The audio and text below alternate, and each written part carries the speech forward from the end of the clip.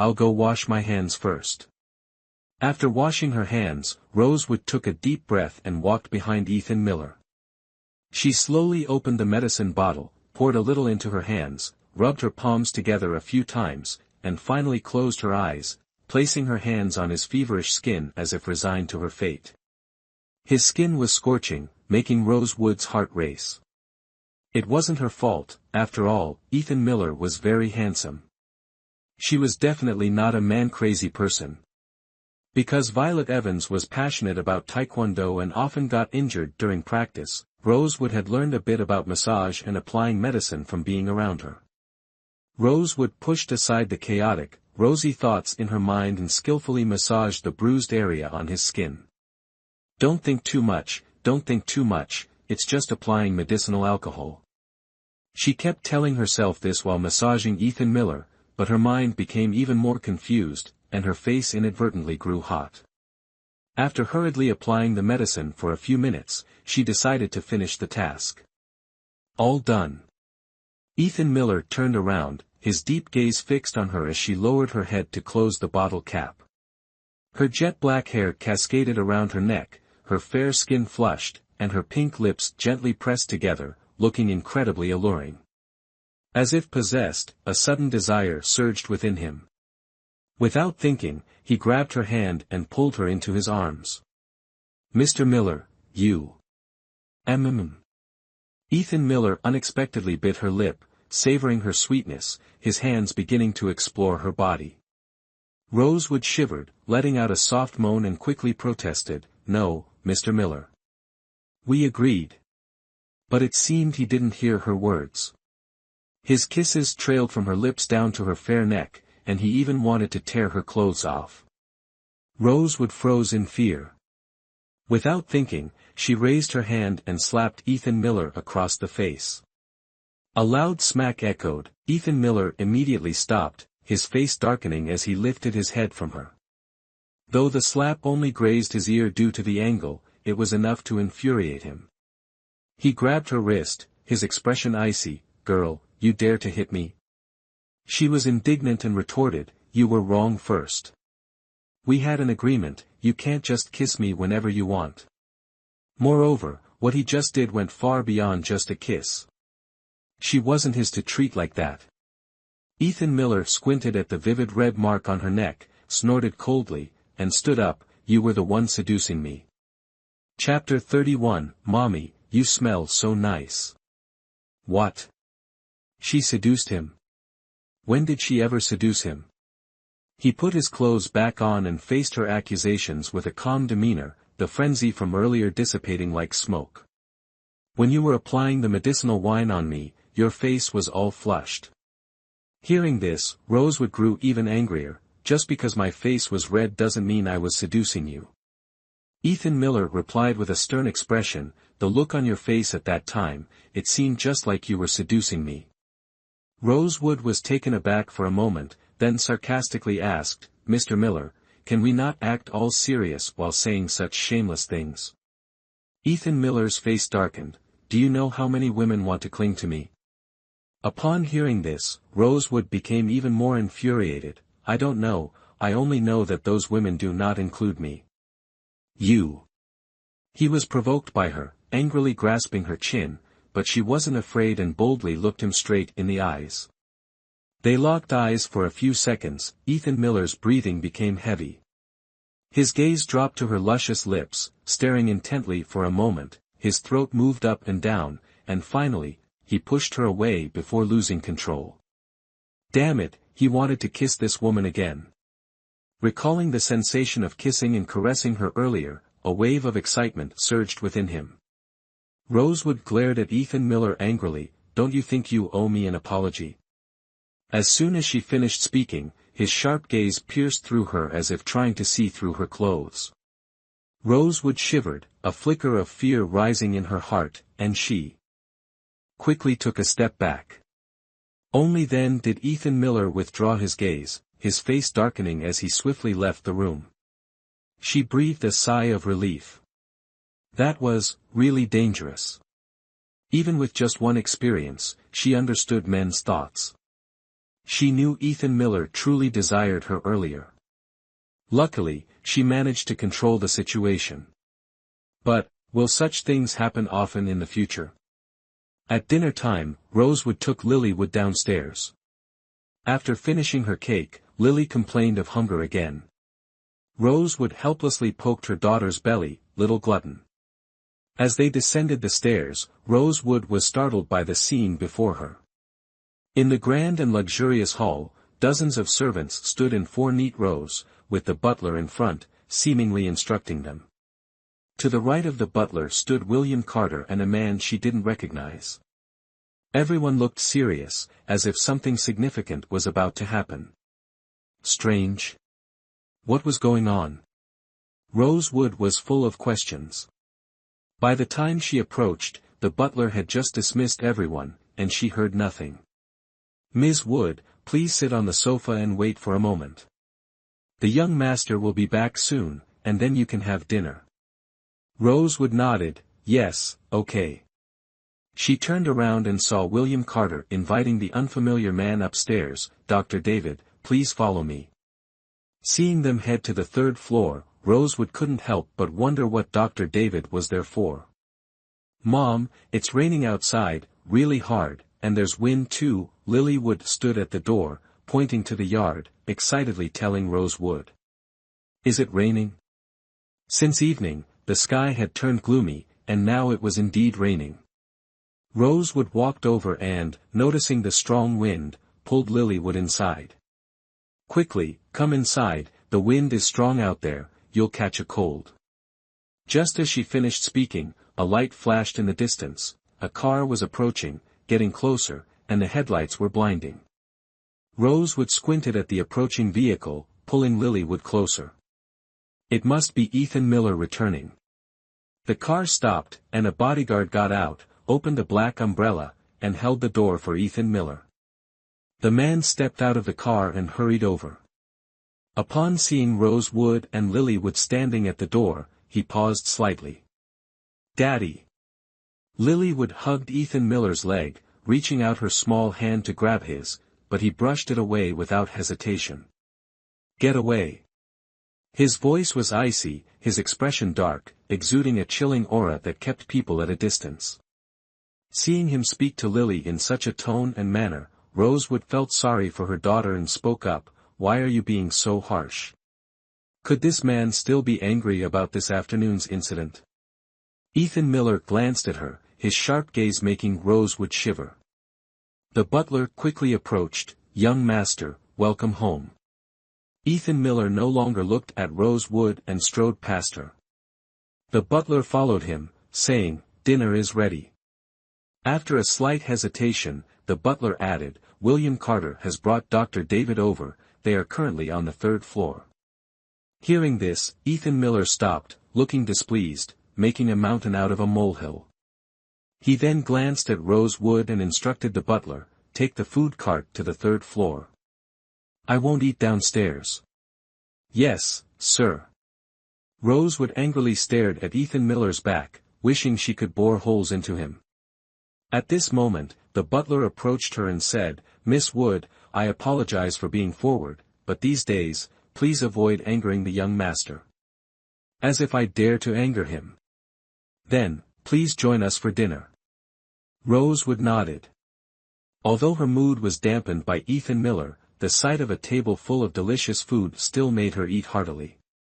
After dinner, Rosewood took Lily for a walk around the fountain before heading to bed. The mother and daughter bathed, dried their hair, and Rosewood lay on the bed telling Lily a story. Once upon a time. "Mommy."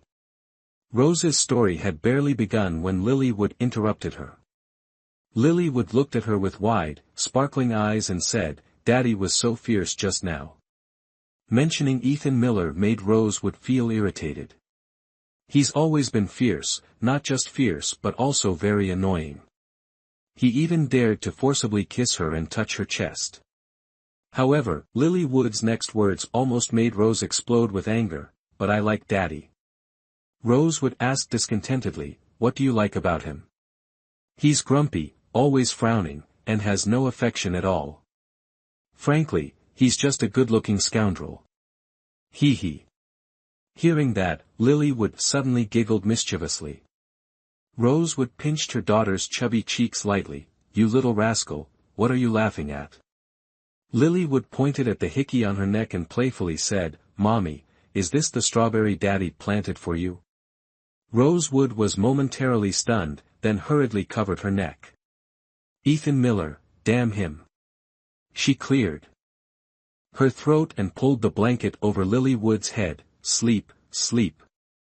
Lilywood, like a little octopus, snuggled into her embrace, rubbing against her. Mommy smells so nice. Huh? Smell? Rosewood paused, then realized, it's just the scent of the shower gel.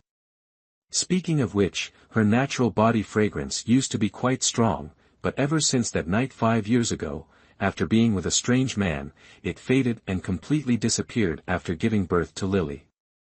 Though she didn't understand why, it wasn't a bad thing for her. She no longer had to face scrutinizing looks or pretend she was wearing perfume.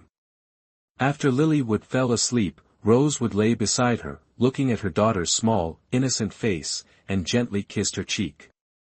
Thinking about how she once considered abandoning this child, she couldn't help but scold herself for being so foolish back then.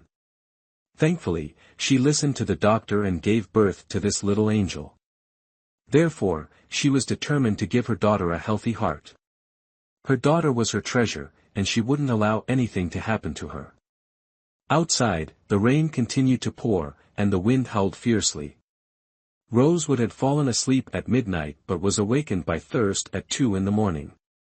There was a mini fridge under the bedside table with water inside, but she was accustomed to drinking warm water and was reluctant to call the help, so she decided to get up and pour it herself.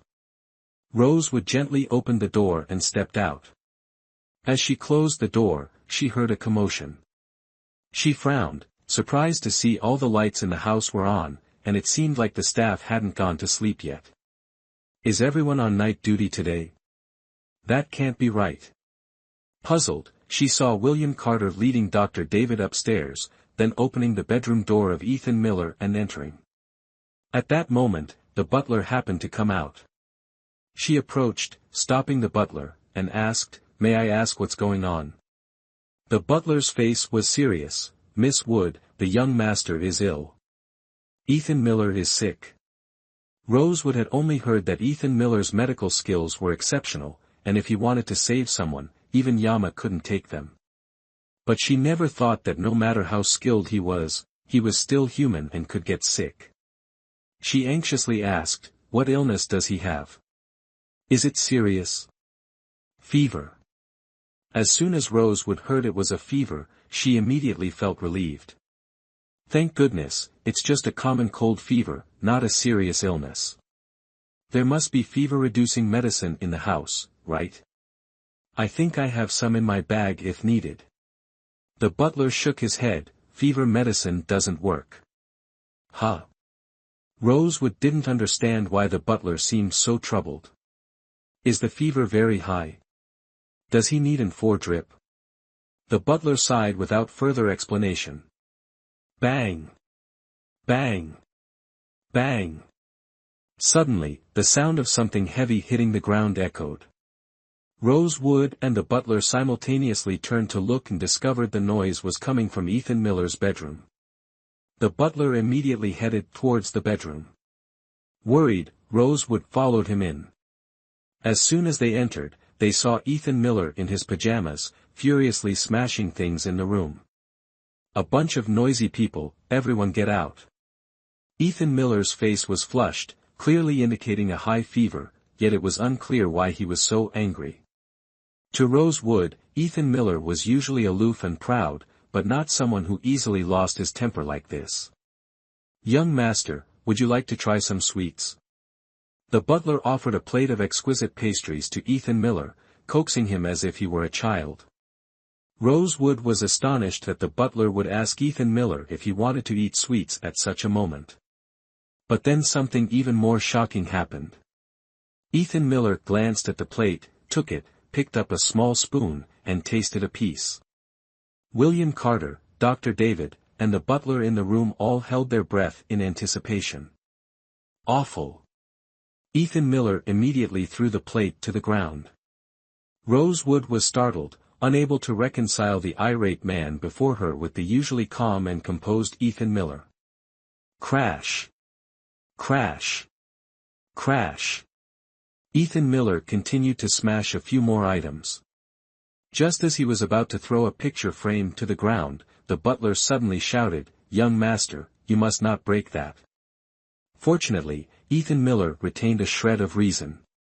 Hearing the butler, he turned to look at what he was holding and indeed stopped. After a few seconds, he carefully placed the frame back in its original spot. Rosewood curiously glanced at the frame and saw a picture of a girl inside. The girl wore a white dress and a wide-brimmed hat in the style of English nobility, with delicate features and a radiant smile like sunshine. Against the backdrop of a clear blue sky, she looked like a pure and beautiful angel. Who is she? Rosewood glanced at Ethan Miller. Keeping a girl's photo in his bedroom and cherishing it so much, she must be someone special to him. She wondered what kind of woman would capture the attention of a man like Ethan Miller. As Rosewood was speculating, Ethan Miller's angry voice suddenly rang in her ears. "Why are you here? Who allowed you into my room?" I heard you were sick." Before she could finish her sentence, Ethan Miller strode over to her, grabbed her, and easily dragged her to the door. "Mr. Miller, I just wanted to check on you." Rosewood tried to say a few more words, but the door slammed shut right in front of her. Rosewood stared at the door close to her face and quickly stepped back. She gritted her teeth, feeling that this man was truly infuriating. Faced with others' kindness and concern, he responded with such an attitude. Rosewood, fuming, went downstairs to get a drink of water. After quenching her thirst, she returned to her bedroom. On her way back, she saw William Carter, Dr. David, and the butler leaving Ethan Miller's room with gloomy expressions, suggesting they hadn't been treated any better than she had. Because she slept late, Rosewood didn't wake up until after 9 the next morning. Lily Wood was no longer beside her. She quickly washed her face, changed her clothes, and was about to go downstairs when her phone suddenly rang. It was Violet Evans calling. She immediately answered, "Violet." Violet Evans' urgent voice came through, "Rosewood, have you seen the sensational news on the Daily Expose this morning?" No. She had never been interested in gossip, unlike Violet Evans, who checked the Daily Expose every morning for the latest news. "Check it right away, congratulations, you're on the front page." "What?" "You'll see for yourself, it's definitely Catherine Hall or Jade Lewis stirring up trouble. You just got back, and they're already causing issues. If we don't teach those two a lesson, then Violet Evans might as well become a monk," Violet Evans said angrily before abruptly hanging up. Rosewood hurriedly accessed the Daily Expose on her phone, went to the sensational news section, and was stunned by the headline, "The Future Lady of the Miller Bloodline Equals Flirtatious." Chapter 1, Who Did She Sleep With? Late at night. The luxurious presidential suite was engulfed in deep darkness. On the large bed, the woman's sobs rose and fell, pitifully pleading for mercy. Yet, the man remained unmoved, showing no intention of letting her go. "You smell so good, you smell so good." He buried his head in her neck, inhaling her scent, whispering continuously in her ear, "So fragrant, why do you smell so good?" Indeed, she had a unique fragrance, a natural aroma that couldn't be erased. Today was her 19th birthday. Her younger sister and best friend organized a birthday party for her. She was very happy, had a drink, and perhaps due to her low tolerance, felt dizzy afterward. After seeing her sister and friends off, she went straight to her room to sleep. But somehow, when she woke up, she found herself pinned down by a stranger. By the time the man was satisfied, she had already fainted. When she opened her eyes again, she was still enveloped in darkness. It was the same room, the same large bed, with the man beside her sleeping soundly, his breath tickling her ear. She couldn't clearly see his features, only the vaguely perfect contours like a masterpiece sculpture. She had no idea how this happened, too scared to make a sound, not even daring to wake him to demand an explanation. Pushing his arm off her, she quietly slipped out of bed, dressed, and without hesitation, turned her back on the presidential suite and left. More than a month later, at a hospital. "Doctor, what did you say?" The doctor had to repeat his earlier words, "Miss Wood, you are pregnant." "Pregnant, she's pregnant." Rosewood felt as if she'd been struck by lightning, unable to believe what she had just heard. How could she be pregnant? It was just one night, and it was her first time. It should have been difficult to conceive. Moreover, she had no idea who the man that night was. That day, she had fled the hotel in panic, returning to her rented apartment. Everything at home was as usual, making her almost question if she had been sleepwalking. Drunk, she had fallen asleep, sneaked out, gone to a hotel, been with a stranger, and then returned home by herself.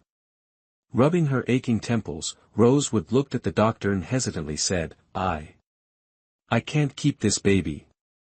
Hearing this, the doctor looked her over and sighed, "You don't seem like a careless girl, why don't you value yourself more? Young people these days." Rosewood blushed deeply. "No, this was just an accident." The doctor adjusted his glasses and looked at her with a cold expression. "When coming for an abortion, 8 or 9 out of 10 women say it was an accident. If you don't want a child, you should use contraception when enjoying yourself." Rosewood wanted to say that things weren't as the doctor thought. The doctor stood up, closed the door, and then sat down opposite her, his face serious. "Ms. Wood, even though you don't want this baby, as a doctor, I must remind you. You cannot terminate this pregnancy." "Why?" Rosewood asked anxiously. The doctor explained, "Your physical condition is quite unique, your endometrium is much thinner than normal. Forcing an abortion could mean you might not be able to have children in the future. You need to think this through carefully." Hearing this, Rosewood felt her mind was in turmoil. "How can this be? It is true, Ms. Wood. You can take a few days to think it over before making a decision." The doctor reminded her, "This decision affects a woman's entire life, so please choose carefully." Chapter 2, Causing a Commotion at the Engagement Party 5 years later. The roads surrounding the spherical building in City T were severely congested as famous stars, entertainment media, and business moguls gathered there. Today marked the engagement of young Master Ethan Miller of the Miller family to the daughter of an electronics tycoon, truly an unprecedented grand event. At this moment, on the 88th floor of the building, guests were adorned in splendid evening attire. Melodious music, exquisite champagne, and vibrant fresh flowers added to the romantic ambience of the engagement party.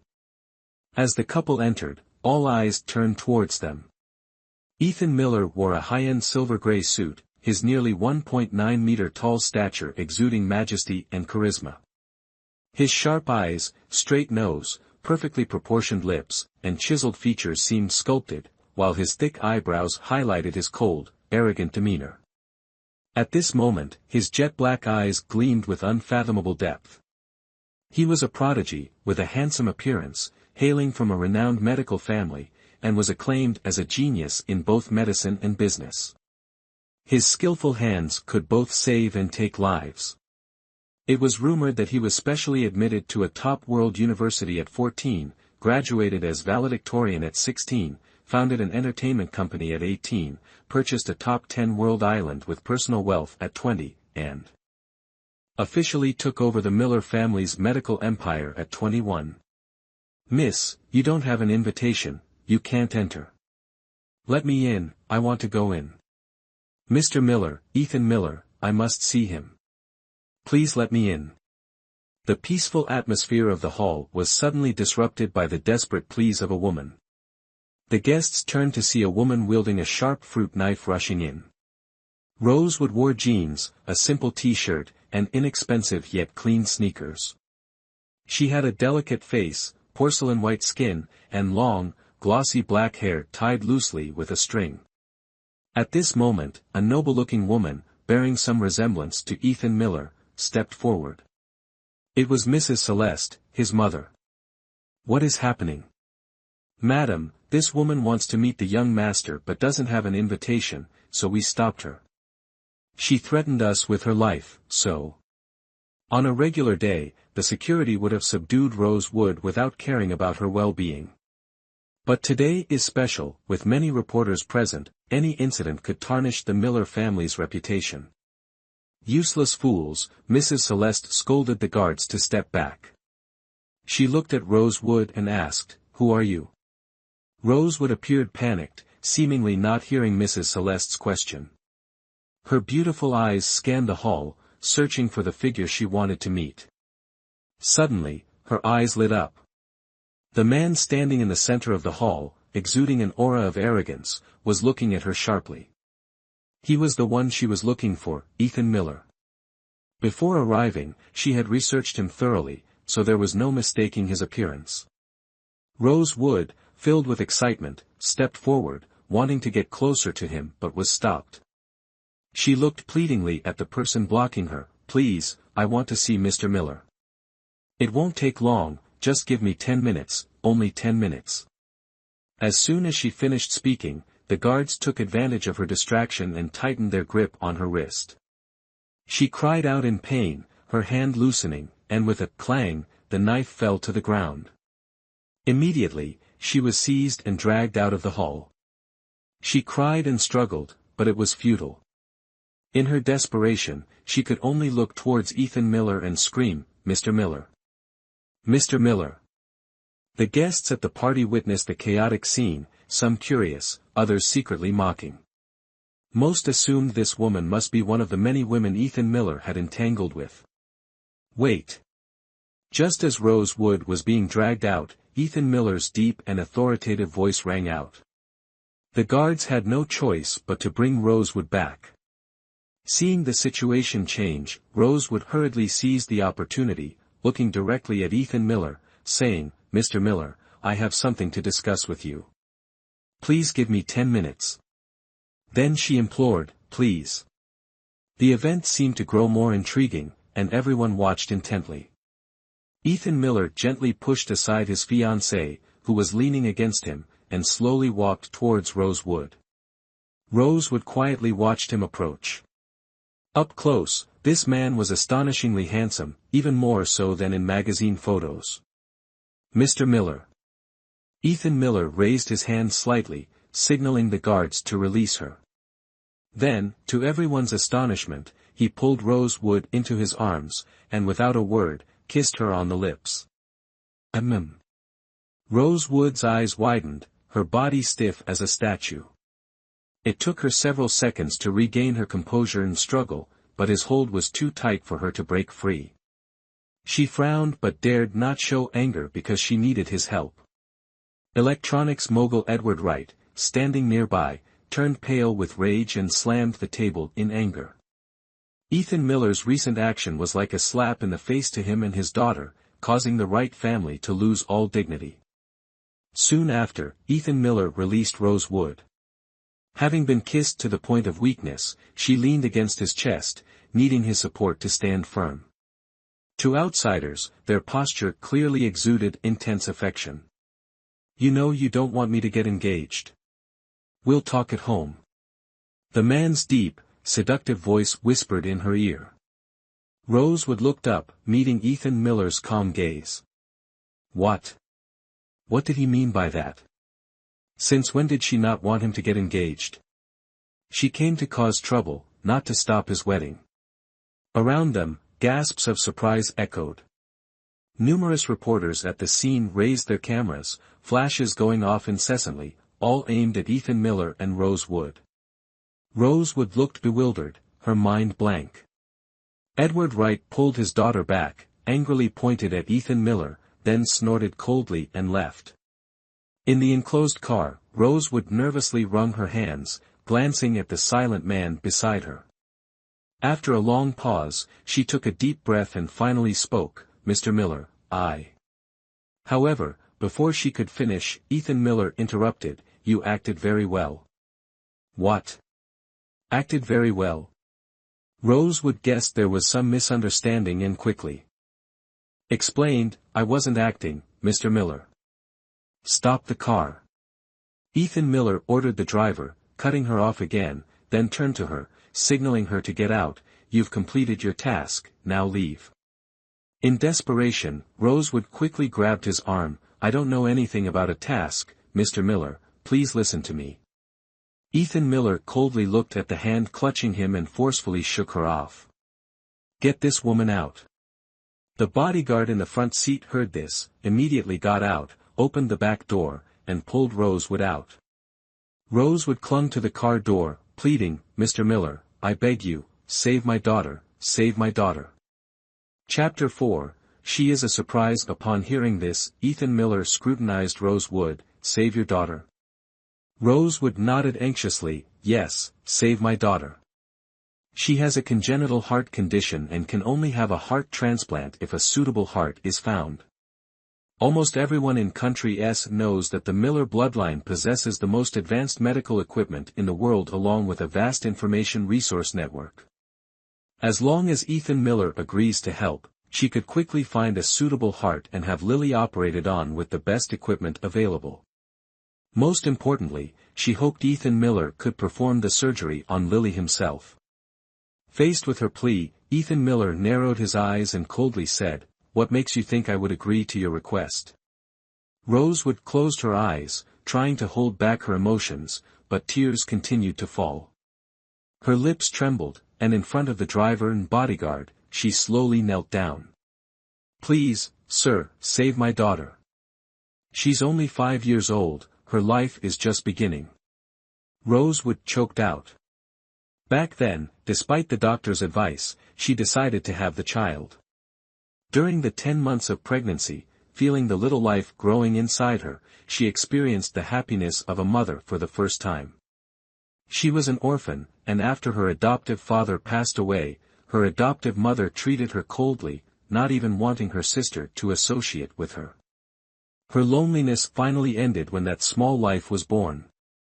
Like any other mother, she loved her child unconditionally, willing to sacrifice everything for her. Yet, her Lily was born with a congenital heart condition. Please, please. She continuously begged, hoping Ethan Miller would give her a glimmer of hope. But there was none. The man only looked at her coldly, without a hint of warmth. Only impatience. Drive. Mr. Miller, don't go, please, don't go, Mr. Miller. Rosewood pounded on the car window, but the car drove past her and eventually disappeared from sight. Ethan Miller's face was dark as he reached into his pocket for his phone, only to find it wasn't there. He then remembered he hadn't brought it with him. Call Henry Smith. The bodyguard quickly dialed Henry Smith's number and handed the phone to Ethan Miller. As soon as Ethan Miller took the phone, he heard a hello from the other end. He asked, who was the woman at the venue earlier? On the other end, Henry Smith shrugged with a laugh, that was an unexpected incident. Believe me, the person I was looking for hadn't even appeared before she showed up. But she caused such a scene, it seemed to suit you, didn't it? So, she wasn't someone you arranged? No, no. Ethan Miller frowned. I see. With that, he hung up. Huin Hai Manor is the largest private estate in City T, with each villa here worth at least 200 million yuan or more. The car entered Miller Manor, drove along the cobblestone path for a while, circled the fountain, and finally stopped in front of the main gate. The bodyguard opened the car door, respectfully inviting Ethan Miller to step out. As soon as he stepped into the hall, Ethan Miller saw Mrs. Celeste sitting on the sofa. Seeing him return, Mrs. Celeste angrily said, Ethan, this time you've gone too far. Ethan Miller casually removed his coat, which a servant quickly took. He looked at his mother and said, You must know, I have never liked others arranging my marriage. Without my consent, you announced the engagement news to the media, so I had no choice but to play along. Mrs. Celeste was speechless with anger. Who was that girl earlier? Just an unexpected incident. Ethan Miller didn't want to dwell on it. Ignoring Mrs. Celeste calling after him, he went straight upstairs. Chapter 5, determined to meet him at any cost. T-City Heighton Hospital. "Mom, I want to eat an apple," said the little girl with naturally curly brown hair cascading down her back. Her large, star-like eyes blinked as she looked at her mother. Rosewood affectionately pinched her daughter's small, fair face. "You little foodie. When I went out earlier, did you behave and listen to Aunt Violet?" The girl pouted, puffing her cheeks adorably. "Yes, Lily was very good." Violet Evans, standing nearby, handed Rosewood an apple and winked playfully at Lily. "That's right, Lily was very obedient." Rosewood took the apple and carefully peeled it with a fruit knife. Once peeled, she cut the apple into 8 crescent-shaped slices. Handing a slice to Lily, she said, "Here, eat your fruit and then go to sleep." Lily took the apple slice, bit into it, and giggled. "I know." After chewing twice, the little girl asked, "Mom, when can we go home? I don't want to stay in the hospital anymore." Hearing this, Rosewood frowned slightly. Violet Evans patted her shoulder and turned to smile at Lily. "Rest for one more night, and we'll go home tomorrow." Lily's eyes lit up. "Really?" "Yes, really." Excited about going home the next day, Lily quickly finished her apple slice and lay down on the hospital bed. "Mom, Aunt, I'm going to sleep now." Rosewood gave a resigned smile. Soon after, Lily Wood fell asleep, and Rosewood and Violet Evans quietly left the hospital room. "So, did you meet Ethan Miller today?" "Yes." Violet Evans asked excitedly, "You did?" "I did, but—" Rosewood recounted the entire incident. "No way." Violet Evans' eyes widened. "Did you ruin his engagement ceremony?" "It wasn't me who ruined it." Speaking of which, Ethan Miller had inexplicably kissed her. That was her second kiss, and she hadn't even confronted him about it yet. "I think he didn't want to get engaged in the first place." Violet Evans rested her chin on her hand, her beautiful eyes narrowing slightly. "But he won't help you, so what will you do now?" This was exactly what troubled Rosewood. "I'll just have to find a way to meet him and talk to him again." Thinking about the need to cure Lily, her eyes grew determined. "No matter what, I won't give up." At this moment, Rosewood had only one belief: she must persuade Ethan Miller to help Lily with the surgery. In the private parking lot of the Global building, Rosewood stood not far from the exit, enduring the scorching sun and anxiously waiting. From what she had learned, whenever Ethan Miller came to the company, his car would be parked in this lot. Without an appointment and given the vast difference in their statuses, she couldn't meet him through legitimate means. After careful consideration, she decided to wait here to intercept his car. Though it was already late afternoon, the sweltering heat of a summer's day at 3 o'clock still baked the ground after a long day under the sun, making her throat dry. "I should have brought a bottle of water," she thought, contemplating buying some but feared Ethan Miller might leave during her absence. Glancing at her watch, she grew even more anxious. Why hasn't he come out yet? Maybe he's not coming today. Just as she finished speaking, a car slowly approached, making her heart race. The security guard at the booth quickly raised the barrier upon seeing the vehicle. The car drew closer. Clenching her fists, she timed her move perfectly as the car neared, closing her eyes and spreading her arms as she dashed forward. Screech! The sudden sound of tires skidding on the road echoed. She opened her eyes, ignoring her pounding heart, and quickly stepped towards the car. As she reached the door, it opened, and the bodyguard and driver got out to block her path. "Who are you?" Rosewood peered through the car window but saw nothing inside. "Is Mr. Miller in the car?" "I want to see him." The bodyguard barked harshly, "Mr. Miller isn't someone you can just meet. Leave now, or don't blame me for being rude." Ignoring him, Rosewood stared intently at the car window. "Mr. Miller, please save my daughter, save my daughter." I'm begging you. At that moment, the car window slowly rolled down, revealing Ethan Miller's cold face. He looked at Rose Wood and said icily, "It's you again. Mr. Miller, I know this isn't right, but I truly have no other choice. This is the only way I could meet you." Ethan Miller, losing patience, interrupted her and ordered the bodyguard, "Take her away. No, please, I'm begging you, have mercy, save my daughter." Rosewood had waited for 2 or 3 hours, exhausted, but Ethan Miller gave her no hope, leaving her in despair. In desperation, she bit the bodyguard's hand. Instinctively, the bodyguard pushed her away with too much force, causing her to fall to the ground. Ugh! Rosewood braced herself with her hands on the ground, scratching her delicate skin, but she paid no mind to the pain. As she tried to stand up, dizziness overwhelmed her, her vision blurred, and it took several seconds before she could see clearly again. She struggled to her feet, trying to approach Ethan Miller once more, but was stopped by the bodyguard. "Mr. Miller, Miller." She called out loudly, managing a few words before everything went dark, and she collapsed. The bodyguard quickly caught her, turning to look at Ethan Miller sitting in the car, awaiting instructions. Just then, 2 photographers appeared out of nowhere, cameras in hand, making Ethan Miller's expression darken. He signaled with his chin and instructed the bodyguard, "Get in the car." The bodyguard carried Rose Wood into the car and quickly followed her inside. So cool. So comfortable. The stifling heat that had engulfed her was replaced by a refreshing coolness. Rosewood frowned slightly and slowly opened her eyes. She was disoriented for a moment before realizing she was in the car, with Ethan Miller sitting right beside her. Startled, she exclaimed, "Mr. Miller.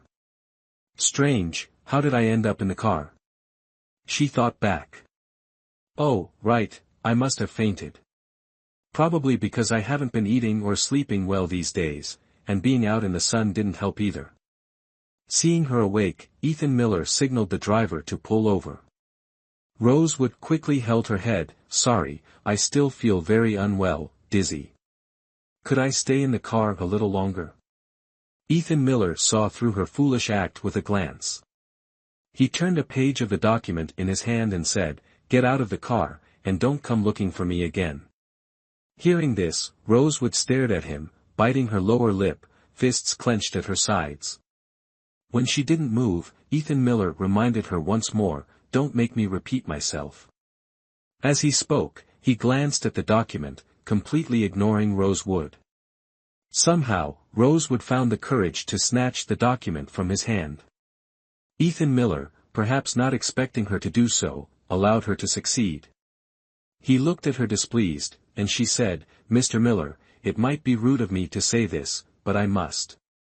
He raised an eyebrow, a sign known to those familiar with him as a prelude to his anger. Chapter 7, A Face and Figure Not Bad. "I know you're skilled in medicine and come from a family of doctors, but why do you lack the compassion of a healer? My daughter isn't even 5 years old. She should have a long, beautiful life ahead of her, but fate didn't grant her a healthy body." As she spoke, she threw the document at him in frustration. "Don't you have any empathy? Watching a woman beg so desperately without even batting an eye, are you cold-blooded or—" Before she could finish, her voice abruptly stopped. Ethan Miller unexpectedly grabbed her throat, his face cold with a mocking smile. "Before seeking me out, you should have learned about me. You probably don't know that these hands of mine don't like saving people, only killing them." Rosewood stared wide-eyed at the man so close to her, a chilling sensation creeping through her bones. She looked directly into his deep, dark eyes, which reflected her frightened face. Suppressing her fear, she pushed him away. "If you refuse, I'll keep pestering you until you agree." Upon hearing this, he narrowed his eyes. This woman was bolder than he had imagined. He released her, letting out a disdainful snort. Ethan Miller asked, "If you want me to save your daughter, what are you willing to exchange with me?"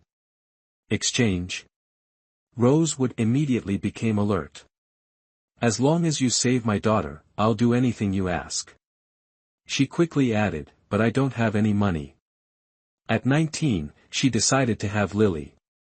That year, she was just in her second year of college and had to drop out, renting an old house from Violet Evans.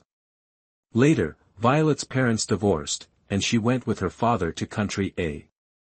Not wanting to leave her alone in country S to give birth, they took her along to country A. She gave birth to Lily smoothly, juggling childcare and work, but life was tough.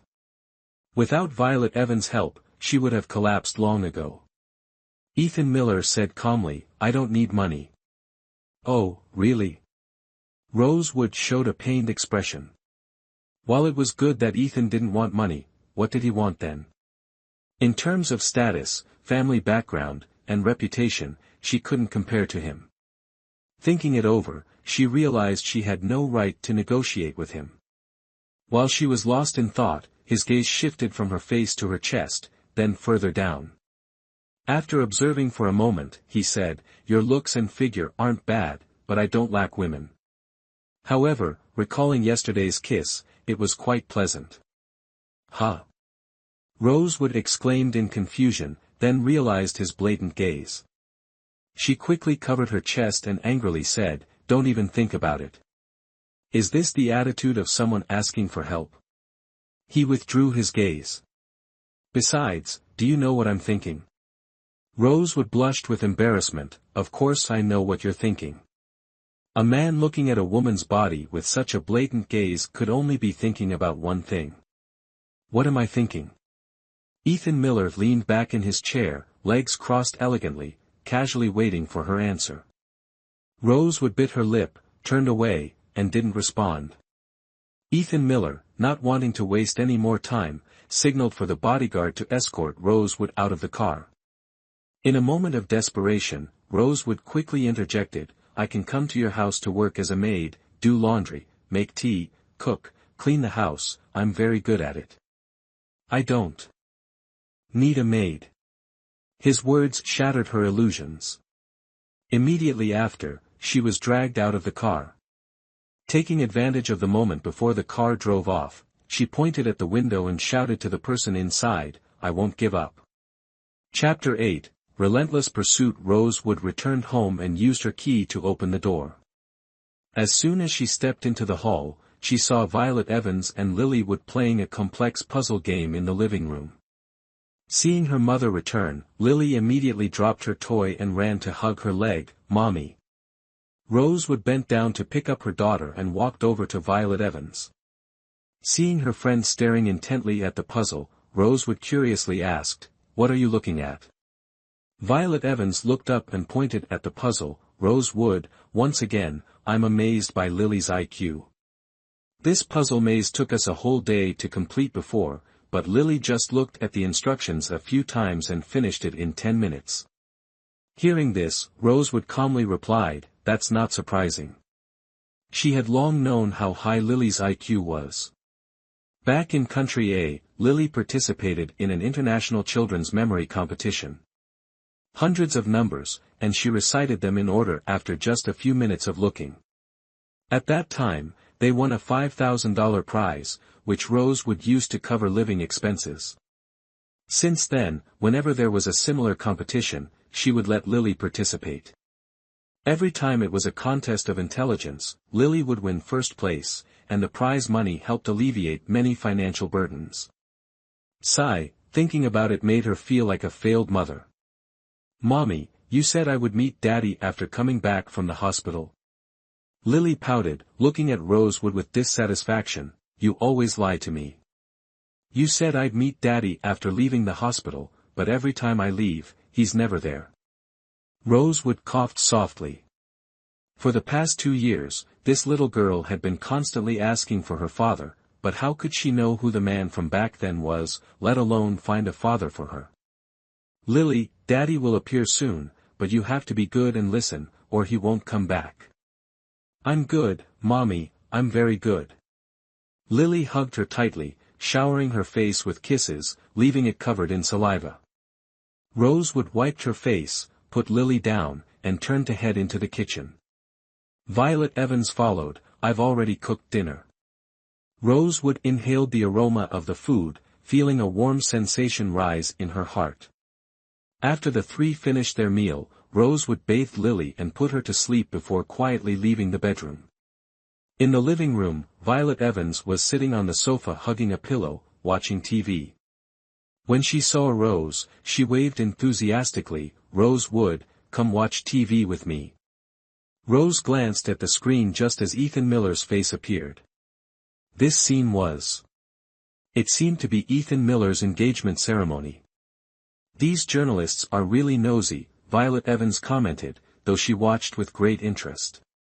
She took a bite of an apple and suddenly jumped up from the sofa, exclaiming, "Rosewood, isn't that you?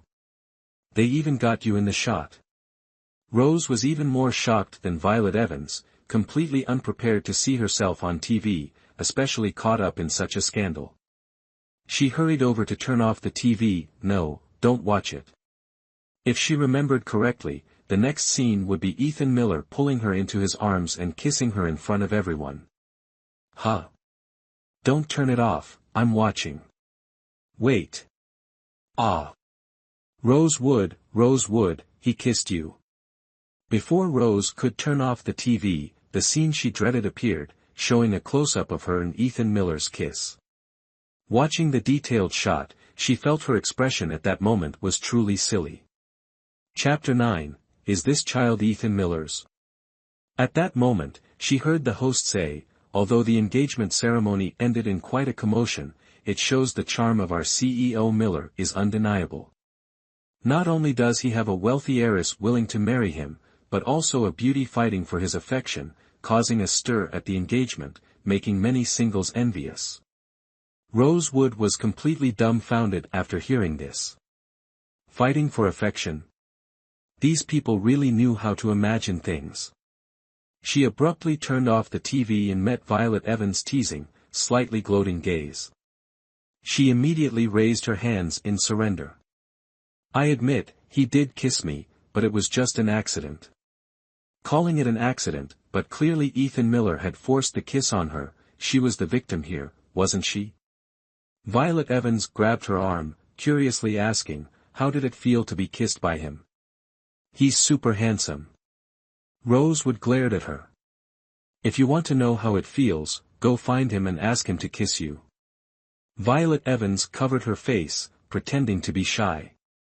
"I wouldn't do that, my first kiss is reserved for my future husband." Rosewood couldn't take it anymore and turned away to go into the bathroom.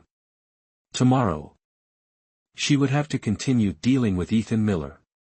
Rosewood stood outside in the parking lot, holding an umbrella, looking up at the torrential rain, enduring the strong winds, and sighed. Yesterday she was under the sun, today she's drenched in rain, the heavens were truly not sparing her.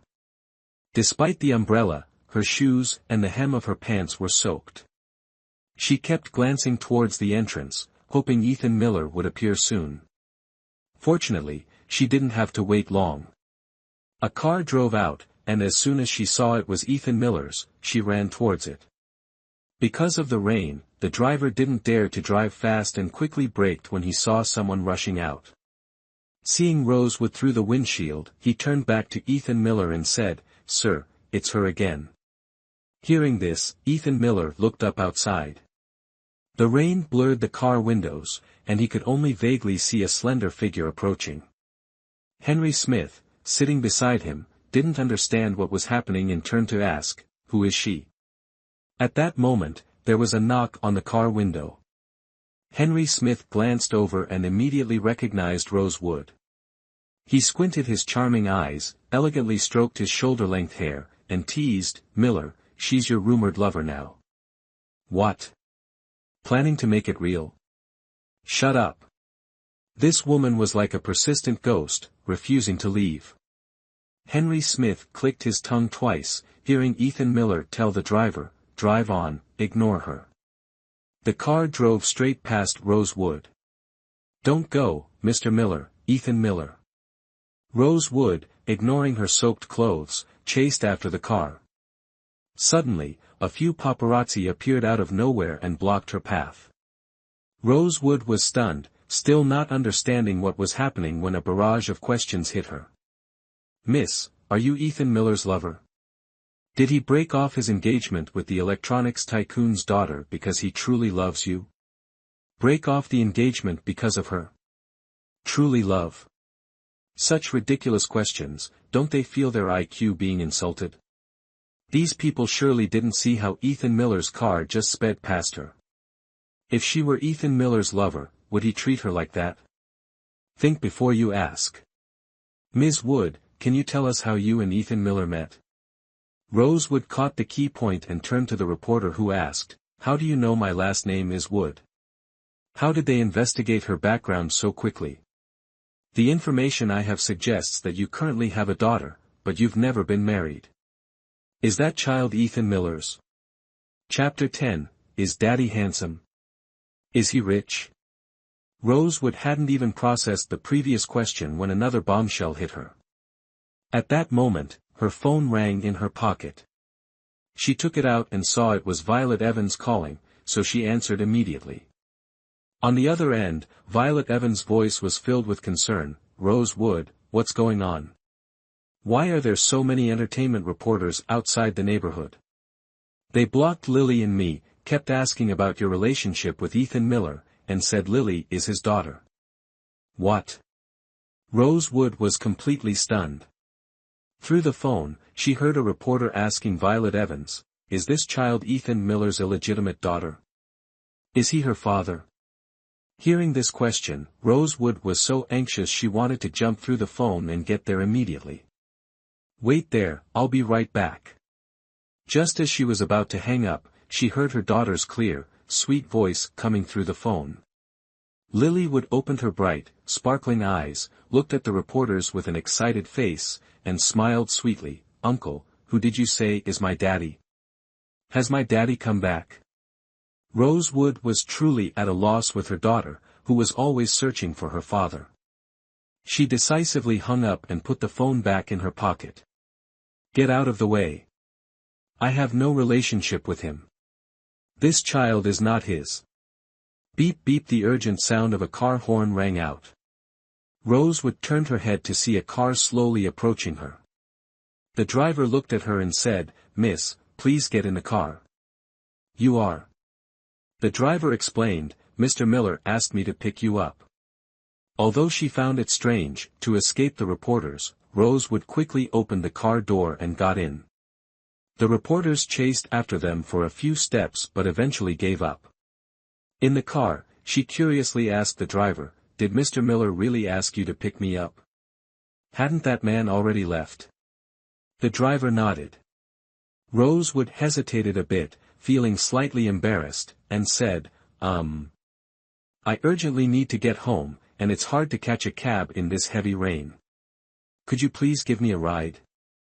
The driver responded shortly, "Please provide the address." Rosewood gave the address, and the driver sped up, heading toward the apartment complex where she and Violet Evans lived.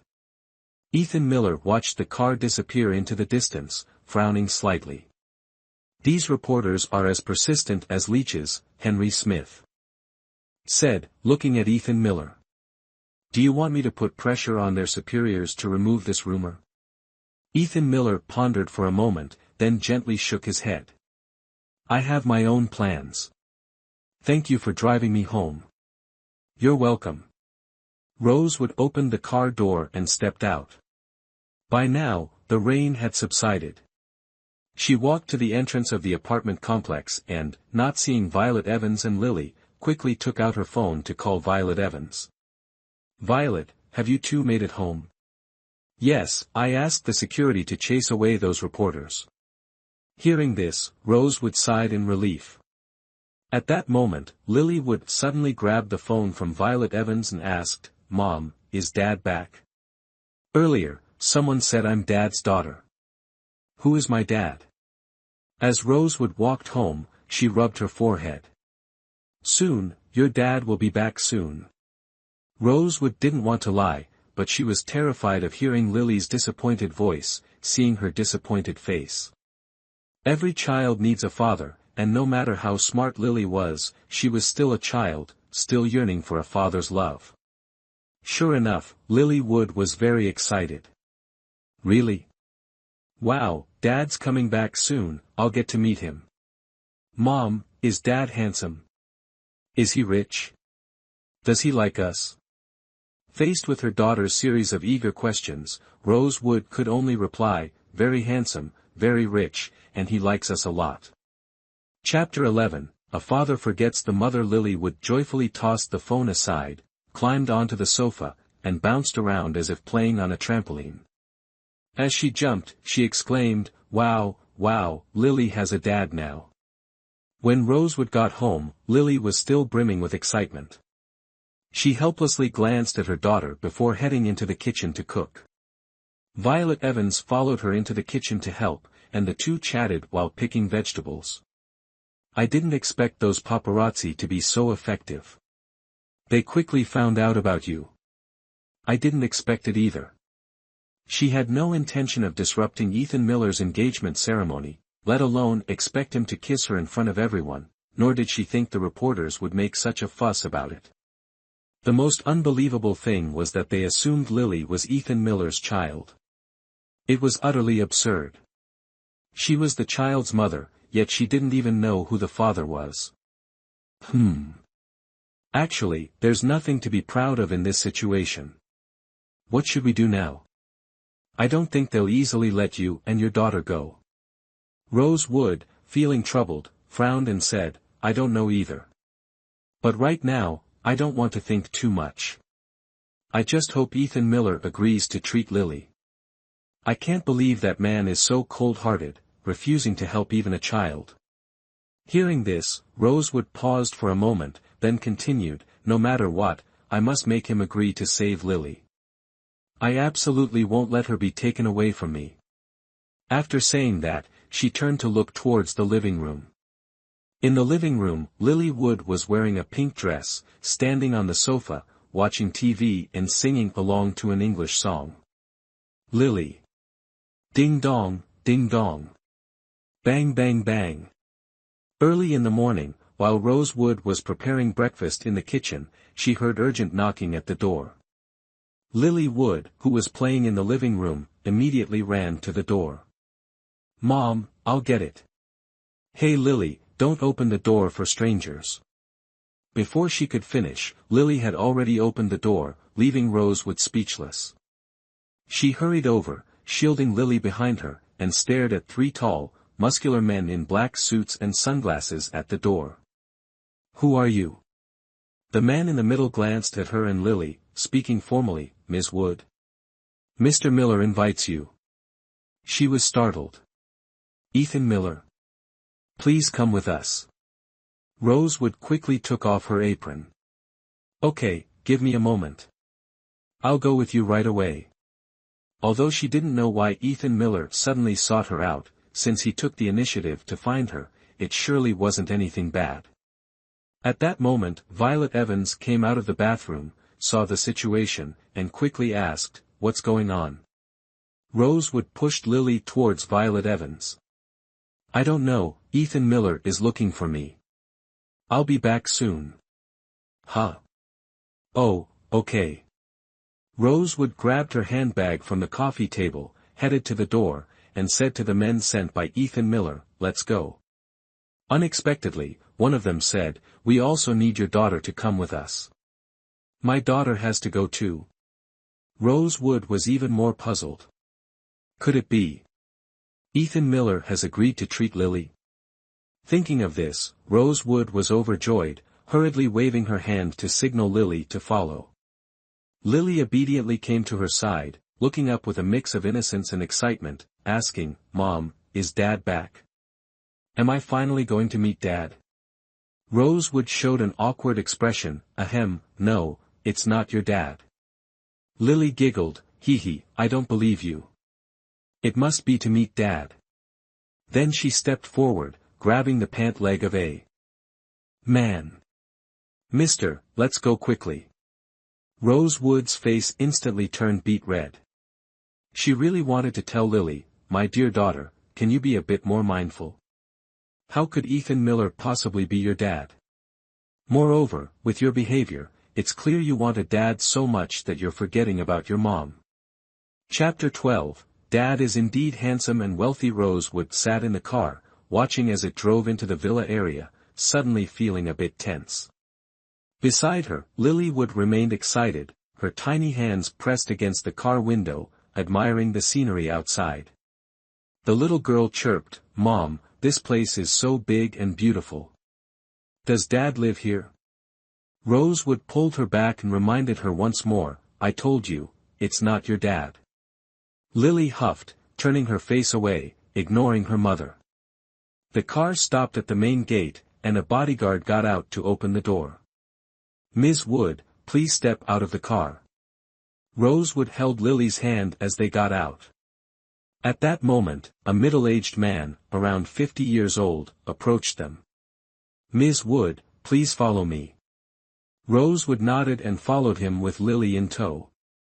Ethan Miller was sitting leisurely on the sofa in the living room, holding a newspaper, his head lowered, engrossed in reading. From Rosewood's angle, his chiseled features exuded an air of arrogance and handsomeness. The butler walked up to him and said, "Young master, Ms. Wood has arrived." Ethan Miller finally raised his head to glance at Rosewood, his eyes briefly sweeping over Lily standing beside her, before setting the newspaper down. Rosewood timidly stepped forward, intending to greet him, but before she could, Lily suddenly let go of her hand and dashed toward Ethan Miller. Before he could react, the little girl threw herself into his arms, sweetly calling out, "Daddy." Rosewood immediately lowered her head, covering her face with her hand. How embarrassing. It seemed her daughter really missed having a father to the point of obsession. Ethan Miller frowned, looking down at the little girl clinging to him. Known for his decisive actions, he surprisingly didn't push her away immediately.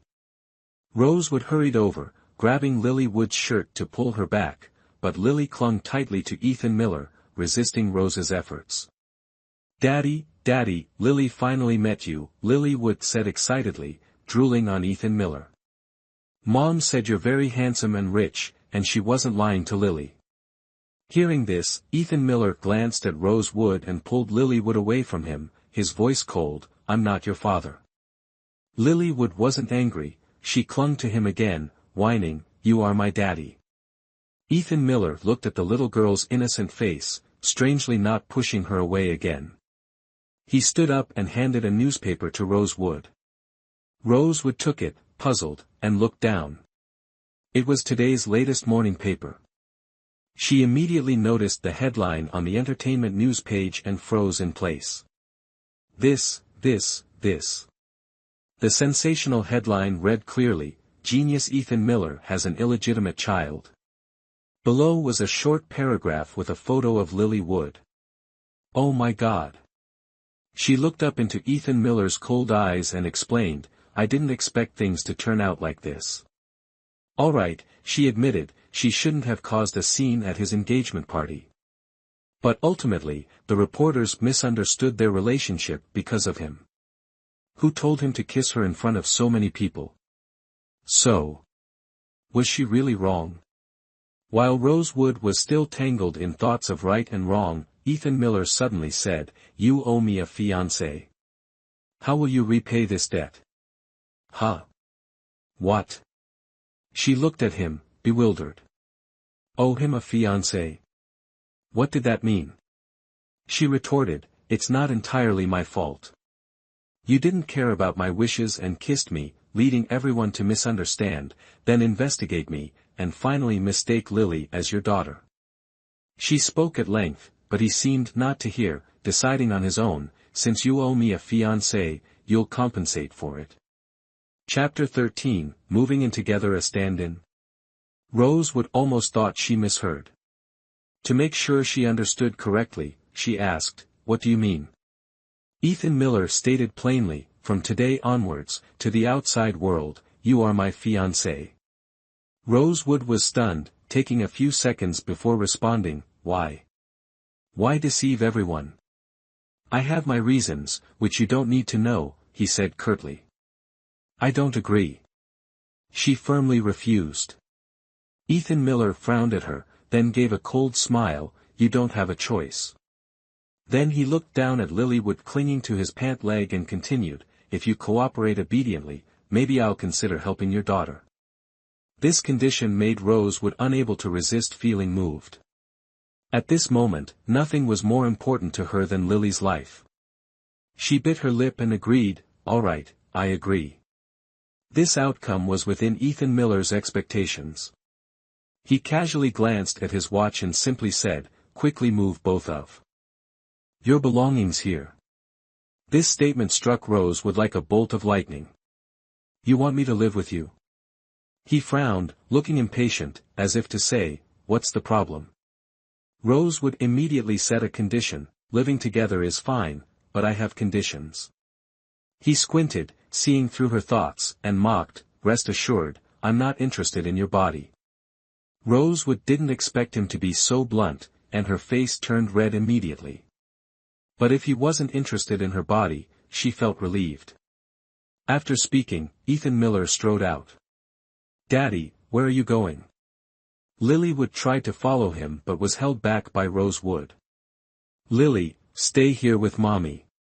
People often say that when daughters get married, they become like water thrown away. She hadn't believed it before, but now she truly did. Her little one hadn't even married yet, and just meeting a stranger made her forget her mother, which was disheartening. Seeing Ethan Miller leave, Rosewood sat down, intending to teach Lilywood a lesson. You behaved very badly today, do you know that? Lilywood pouted and shook her head vigorously. Rosewood said helplessly, I've told you, he's not your father. You're lying, he is my daddy. Why do you say he's your daddy? Lilywood put her small hand under her chin and looked up, thinking for a moment, it's a feeling. Rosewood was truly at a loss with the little girl. She gently pinched Lilywood's nose, not too hard, with deep affection, you little rascal, you're the only clever one. As the mother and daughter were sharing a tender moment, the butler approached and said, Miss Wood, I'll have someone drive you to collect your luggage. Rosewood stood up and said, yes, thank you. The driver took the two of them back to Violet Evans' house. Are you planning to live with Ethan Miller? And be his fiancée too? Violet Evans was so shocked by the news that her jaw almost dropped. Shoo! Keep your voice down, Rosewood whispered. I told you it's fake. I don't even understand what he's thinking. Violet Evans gave a mischievous smile, and Rosewood knew from that look that she had no good intentions. Don't get any ideas, we've agreed to just live in the same house without interfering in each other's lives. Violet Evans raised an eyebrow, making a sound of understanding with a hint of teasing. Rosewood knew it was useless to explain further, so she didn't bother paying attention to her anymore. She quickly packed her things and headed for the door. As she was about to leave, Violet Evans hugged her tightly, I'm going to miss you so much. It's not like we won't see each other again. Although she said that, she felt a deep attachment. Since before Lily was born, she had lived with Violet Evans for so many years, they had become very familiar with each other. Violet Evans pouted, you're so heartless. Fine, go on then. Rosewood put on a serious face and advised, don't stay up late, remember to eat 3 meals a day. You're so naggy. Rosewood shook her head helplessly and left her house. Chapter 14, Living Together, Heavy Pressure, Ms. Wood, this is your room, the butler said as he opened the door for Rosewood. Thank you. Rosewood looked at the bright and comfortable room and carried her luggage inside. Lilywood followed closely behind, looking very happy. If you need anything, just let me know, and I'll have someone get it for you. No need, this is already great. Alright, I'll go back to work now. When it's lunchtime, I'll have someone call you, the butler said, turning to leave. Suddenly, he turned back and added, oh, by the way, Ms. Wood, the room next door is the young master's study, and the one next to that is his bedroom. The young master doesn't like others touching his things, so please. Before he could finish, Rosewood quickly assured him, I understand, don't worry, I won't step into his study or bedroom. The butler nodded and left the room. Rosewood opened her suitcase and began unpacking. Lilywood chirped beside her, "Mom, are we going to live here from now on?" "With Dad?" Rosewood continued unpacking swiftly and replied, "Yes, we'll live here, but let me remind you again, he's not your dad." However, her last words were clearly ignored by Lilywood. Lilywood ran around joyfully, "Great! We can see Dad every day now." Rosewood felt dizzy from her daughter's excitement. But thinking about it, being here does make it easier to meet Ethan Miller. She must quickly find a way to get him to agree to treat Lily. At lunchtime, the maid called Rosewood downstairs to eat. Rosewood glanced at Lily, who was sound asleep on the bed, and felt like giving her a playful smack. Since arriving, the girl had been following her around, chattering non-stop, and finally fell asleep exhausted just a few minutes ago. She gently closed the door and followed the maid downstairs. Ethan Miller was sitting leisurely at the dining table and signaled for her to come closer as soon as he saw her. The maid pulled out a chair, and Rosewood thanked her before sitting down across from him. Ethan Miller glanced at her and said, "Join me for the celebration party tonight." "Celebration party?" He gave a slight nod, not intending to explain further. Rosewood didn't ask anything more. She figured she should just follow his lead. After the brief conversation, the dining room became quiet again, suddenly interrupted by the sound of a stomach growling. Ethan Miller looked over at Rosewood, noticing her flushed cheeks. She lowered her head and shyly said, "I haven't eaten anything this morning." He continued to stare at her, making her want to disappear. After a moment, she took a deep breath, gathered her courage, and picked up her chopsticks. "I'll eat now," she said. Then she began to eat. Ethan Miller withdrew his gaze and calmly picked up his chopsticks, his posture impeccable as he took some food. Coincidentally, their chopsticks touched the same piece of food. Ethan Miller pulled his chopsticks back. Rosewood was taken aback, then said, "You should have it." She picked up the piece of food and placed it in Ethan Miller's bowl. He looked down at the food in his bowl and pushed it aside. Seeing this, Rosewood pressed her lips together, no longer looking at him, and focused on her own meal. "I'm full, take your time." She quickly finished eating and stood up to take her dishes to the kitchen, but the maid stopped her. "Miss Wood, please allow me to handle that." Rosewood, unaccustomed to being waited on, said, "I can do it myself." The maid cautiously glanced at Ethan Miller. Chapter 15, Was he planning to kiss her? Ethan Miller put down his chopsticks, wiped his mouth with a napkin, and stood up, telling the maid, "If she wants to do it, let her." With that, he turned and left the dining room. Seeing him go upstairs, Rosewood picked up the bowl and chopsticks and went into the kitchen. The maid followed her, and as Rosewood washed the dishes, she asked, "Does Mr. Miller come home for lunch every day?" The maid shook her head, "The young master doesn't have a fixed schedule for meals." Rosewood nodded, hesitated for a moment, then said, "Could I use the kitchen a bit later? My daughter is still sleeping, and she'll definitely be hungry when she wakes up. I want to cook something for her. I've already prepared food for the little girl." "Oh. Really, thank you. Miss Wood, there's no need to be so polite. It's our duty." After washing the dishes, Rosewood went upstairs. As she passed Ethan Miller's study, the man happened to open the door and step out. Seeing him, she stopped. "Mr. Miller." Ethan Miller glanced at her but didn't respond to her greeting, walking past her indifferently. Irritated by his arrogant and rude attitude, she immediately turned around and called out, "Wait a moment." He stopped but didn't turn around. Rosewood stepped in front of him, raising her voice to lecture, "When someone greets you, you should at least acknowledge them. Don't you find your attitude excessively rude?" Hearing this, Ethan Miller's eyes darkened. This woman dared to lecture him. He stared at her, moving closer, his sharp gaze making her shiver involuntarily.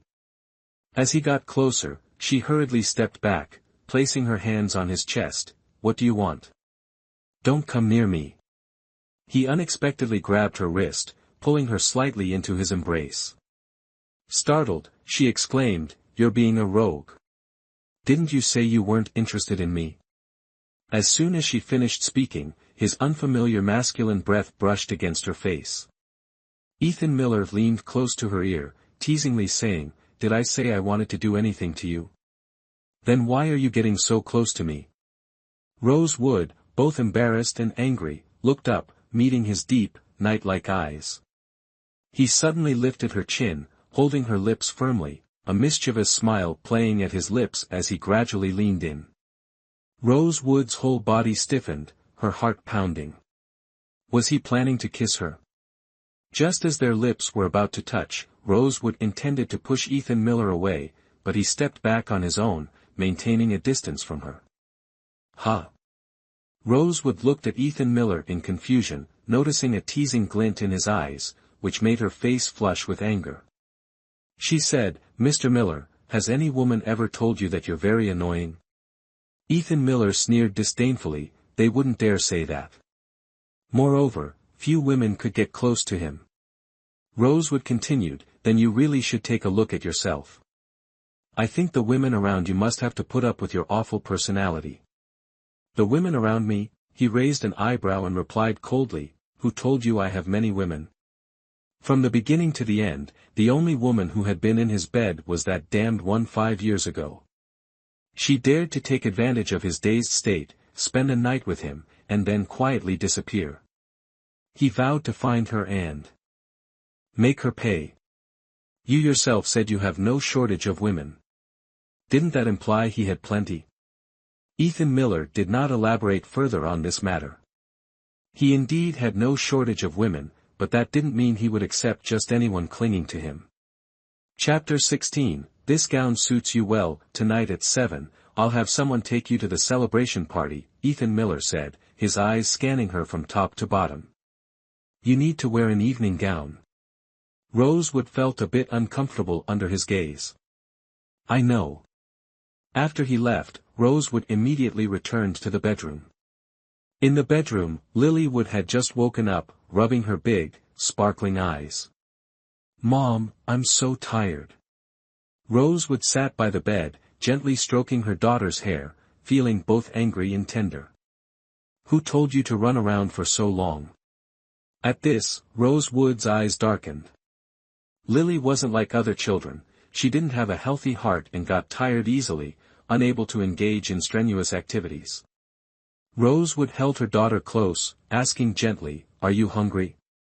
Shall I take you to eat?" "Yes, I'm very hungry." Rosewood carried her daughter downstairs and fed her. After eating, Lilywood happily ran out to the yard, looking at the vast space, several times bigger than a football field. She pointed to a distant greenhouse and said, "Mom, I want to play there." Well, after all, they were just guests here. Although Ethan Miller didn't forbid them from moving around freely, this place wasn't their home. Rosewood hesitated a bit. Lily, though sometimes a bit stubborn, was very understanding. Seeing her mother's hesitation, she said, "Mom, I won't go to the greenhouse. Let's just sunbathe in the yard." Rosewood smiled and took her for a walk around the estate. "Ms. Wood, here are a few evening gowns for you to choose from," the butler said, standing in front of 4 maids, each holding a gown. Rosewood glanced over each dress and casually picked a soft pink one. "I'll take this one." "Very well. Please proceed to the dressing room, and I'll have the driver take you to the Golden Flower Hotel." Rosewood took the gown and went into the dressing room. Shortly after, she emerged with blushing cheeks, her hand covering her chest, hesitantly asking, "Is this a bit too revealing?" She had never worn anything so low-cut before. The maids looked at her in surprise, then sincerely complimented her, "Ms. Wood, you look beautiful, this gown suits you perfectly." "Thank you," she replied shyly. The butler reminded her, "Time is running short, Ms. Wood, we should be leaving." Rosewood glanced at Lilywood playing in the first-floor hall and instructed with concern, please take care of Lily for me.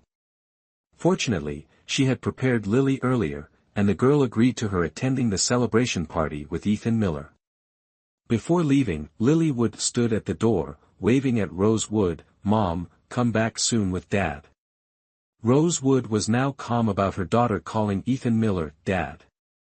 "Okay," she softly replied, then turned to get into the car. Golden Flower Hotel. Rosewood stepped out of the car, escorted by a bodyguard to find Ethan Miller. At that moment, he was standing outside the banquet hall, conversing with a man and a woman. He held a glass of wine, a faint smile on his face, exuding a calm and experienced demeanor. "Mr. Miller, Miss Wood has arrived," the bodyguard said, bringing Rose Wood to his side. He turned his head and was momentarily taken aback upon seeing Rose Wood. His gaze swept over her slender figure, finally resting on her chest, causing him to frown slightly. "Who is this young lady?" his companion asked curiously. He pulled her closer, wrapping an arm around her waist, and said, "My fiancée." Chapter 17, An Unexpected Reunion. Rosewood paused, trying to suppress the urge to push him away, and politely introduced herself. After exchanging a few pleasantries, everyone proceeded into the auditorium. Rosewood walked beside Ethan Miller, his arm around her waist. Their entrance immediately drew the attention of everyone in the room. Feeling the countless gazes upon her, Rosewood suddenly felt a bit uneasy. Ethan Miller looked at her and whispered just loud enough for both of them to hear, "Don't forget your role right now." "I know," she replied, relaxing her grip on her dress, taking a deep breath, and calmly surveying the hall. Today was the celebration for the film Smile, which had achieved a record-breaking box office of $30 billion. Therefore, most attendees were famous actors, directors, and screenwriters, alongside executives from investment companies and partnering cinemas. Seeing faces she usually only saw on TV, Rosewood found it intriguing. At that moment, Ethan Miller released her and walked away. As soon as he left, Rosewood breathed a sigh of relief. There was no denying the man's commanding presence. Rosewood. Just as she relaxed, she heard someone call her name. Almost immediately, she recognized the voice. Her back stiffened. Slowly turning around, she met his gaze. Adam Green. His appearance hadn't changed much, compared to his previous carefree demeanor. He now seemed more mature and composed, yet still striking and charismatic. Even in a crowd, he easily drew everyone's attention. Thinking back, it had been years since they last met, ever since she had left S Country with Lily and Violet Evans. She hadn't seen him since. However, she often saw him on TV. It was said that he was now an international superstar with an unshakable status. She knew this had always been his dream, and now that it had come true, she should be happy for him. "I can't believe it's really you," he said, his voice slightly emotional, though she wasn't sure if she had imagined it. She simply nodded, not saying anything more. "You and Ethan Miller." He began, then stopped, seemingly waiting for her to continue. Rosewood glanced at him and quickly turned away. "I belong to him." She had tried very hard, but the words, fiancé, still lacked the courage to be spoken in front of him. Rosewood. At that moment, a woman in a white dress approached, intimately linking arms with Adam Green, holding his hand with a fake smile. She looked at Rosewood and said, "Long time no see." Rosewood didn't pay attention to their intimate gesture, forcing a smile. "Long time no see, Catherine." Yes, Catherine Hall, her best friend, and also Adam Green's lover. Catherine Hall laughed and said, "When you and Violet Evans went to Country A, I always felt very guilty. After all, Adam and I being together must have been a big shock for you." Catherine. Adam Green looked at her, his expression slightly dark. "The past is the past, let's not bring it up again." Catherine Hall laughed coldly, then turned to Rosewood, her tone provocative. "Anyway, we're old classmates, it's been so long since we've met, chatting about the old days shouldn't be a problem, right? Or is Rosewood still upset about those things?" Adam Green was clearly displeased, removing Catherine Hall's hand from his, and turned to look at Rose Wood. Rose Wood. Rose Wood interrupted him, "It's okay." She smiled gracefully, her delicate features becoming even more radiant, exuding a charm mixed with elegance. Chapter 18, Mr. Miller's fiery enthusiasm. Adam Green was momentarily stunned. Catherine Hall gritted her teeth, speaking languidly, "I told you, Rose Wood has long forgotten." Rose Wood maintained her smile, contemplating whether to find an excuse to leave, as she really didn't want to see Catherine Hall at the moment. Catherine Hall continued, seemingly speaking deliberately for Adam Green to hear, "Anyway, she's now Ethan Miller's woman." Rosewood looked at the two of them, slightly puffing out her chest. "That's right, I am Ethan Miller's fiancée." With that, she ran her hand through her sleek black hair, her face showing the happiness of a petite woman, a simple gesture that made her even more alluring. Adam Green and Catherine Hall were both taken aback by her words. Although rumors about Ethan Miller and Rose Wood have been spreading everywhere for the past 2 days, everyone speculates that Rose Wood is one of Ethan Miller's lovers, but there has never been any accurate news stating that Rose Wood is his fiancée. The romantic waltz melody fills the ballroom, with several couples already dancing on the floor.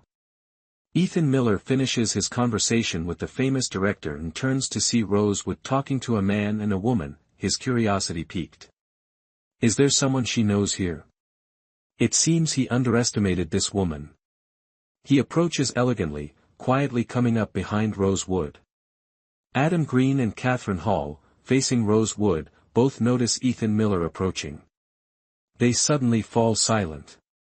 Rosewood remains unaware of the man drawing near, still speaking, "I am very happy now." Although Ethan Miller appears cold on the outside, he is actually very passionate. "I feel honored to be his wife in the future." As soon as she finishes speaking, a hand suddenly wraps around her waist. Startled, she turns to meet the deep, smiling eyes of the man. "Miller!" she exclaims in surprise, her face flushing with embarrassment at being caught. She intended to call him Mr. Miller, but decided against it, considering Adam Green and Catherine Hall were present. Ethan Miller takes her delicate hand, placing it on his lips with courtesy, gently kissing the back of her hand, then looks up at her and asks, "So, my future wife, may I have the honor of inviting you to dance?" Rose Wood's heart races. Ethan Miller, already strikingly handsome, now smiles gently, making her feel dazzled. Her face turns crimson with nervousness, almost unable to speak, she can only nod. Ethan Miller leads her to the dance floor, leaving Adam Green and Catherine Hall standing bewildered. Catherine Hall watches their retreating figures, her expression full of envy. In the middle of the dance floor, Rosewood lowers her head, unable to meet Ethan Miller's gaze. So embarrassing. Why did I say such things, and let Ethan Miller hear them too? She hopes he doesn't misunderstand. Do I look that bad? Ethan Miller's deep, warm voice echoed above her head. Huh? Rosewood looked up, puzzled at him, not understanding why he suddenly said such a thing. If he were unattractive, then what would the other men here be? She really wanted to say, "President Miller, stop joking. I thought you would keep your head down forever," he teased slightly. Rosewood glared at him and decided to speak frankly, "The things I just said, none of them were true." He looked puzzled. "What things? What did you say?" "You." This man was too much. She couldn't believe he didn't know what she was talking about. Chapter 19, The Gown Gets Torn. "You mean, you think I appear cold on the outside but am actually passionate like fire, and you feel that being my wife would be an honor?" He remembered it all too well. Rosewood nodded. "Please, Mr. Miller, don't take those words seriously." "What if I do take them seriously?" he countered. "Take them seriously? How could such words be taken seriously? Those words weren't true to begin with. There's no need for Mr. Miller to take them seriously." Rosewood turned away, not wanting to look at him anymore, and ended up accidentally seeing Adam Green and Catherine Hall dancing on the floor. Adam Green's gaze was fixed on her without any concealment, which distracted her for a moment, causing her to accidentally step on Ethan Miller's foot. She quickly apologized, "I'm sorry, Mr. Miller." The man's face immediately darkened, but he didn't argue with her and continued the previous topic. "How do you know it's not real? Could it really be true?" Rosewood couldn't possibly imagine the fiery enthusiasm of the man in front of her. Ethan Miller squinted, suddenly leaned down, and whispered in her ear, "Do you think I'm not cold enough, or not fiery enough?" His voice was deep and alluring, slightly husky, making her ears burn. Rosewood inexplicably felt a surge of electricity from the soles of her feet to the top of her head. The two danced on the floor in an ambiguously intimate manner, looking incredibly stunning. I. She stammered a few times, but couldn't find the words to respond. Tell the truth. Tell him she felt he wasn't passionate enough. Impossible. She immediately dismissed the thought. At that moment, the music abruptly stopped, a song had just ended, and a few people began to leave the dance floor. Naturally, some took the opportunity to chat, preparing for the next dance. Rosewood secretly breathed a sigh of relief and said, "Let's go outside." She released Ethan Miller and turned to walk away. Unexpectedly, someone stepped on her evening gown. Since it had no shoulder straps, the already low-cut dress slipped down. "Ah!" Rosewood exclaimed in shock, lowering her head, intending to cover her exposed chest, but someone was quicker. He embraced her, shielding her with his body, and held the dress in place to prevent it from slipping further. She looked up and saw it was Ethan Miller. The man's face was now frighteningly stern, his arms tightly around her, his sharp gaze fixed on the person behind. Rosewood. Adam Green reacted quickly too, taking off his jacket and rushing over to drape it over her bare back. Rosewood felt everyone's eyes on her and quickly buried her face in Ethan Miller's chest. Just then, all the lights in the hall suddenly went out, plunging the surroundings into darkness. Rosewood clung tightly to Ethan Miller's shirt, biting her lip, her eyes slightly moist. When the lights came back on, the two were nowhere to be seen on the dance floor. Ethan Miller hurriedly carried Rosewood towards the changing room. Rose nestled obediently in his arms, discreetly wiping her tears on his shirt. Once they reached the changing room, Ethan set her down. She quickly grabbed a shirt to cover herself, looked up at him, and said, "Mr. Miller, thank you." She thanked him first, then added, "Could you please step outside for a moment?" Ethan stared at her coldly. Under his scrutinizing gaze, she couldn't help but tremble slightly. What was wrong with this man? Clearly, she was the one bullied and embarrassed, yet she hadn't even had a chance to complain, and here he was looking at her with such a frightening expression. Chapter 20, The Softness, What's Wrong? Rosewood clutched the edge of her shirt, her eyes avoiding his, not daring to meet Ethan Miller's gaze. His eyes traveled down her slender white neck and finally settled on her chest. Realizing where he was looking, Rose instinctively covered herself more tightly. "Mr. Miller."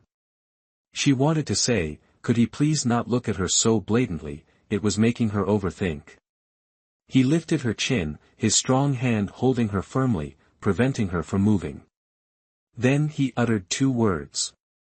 Softness. What? What was soft?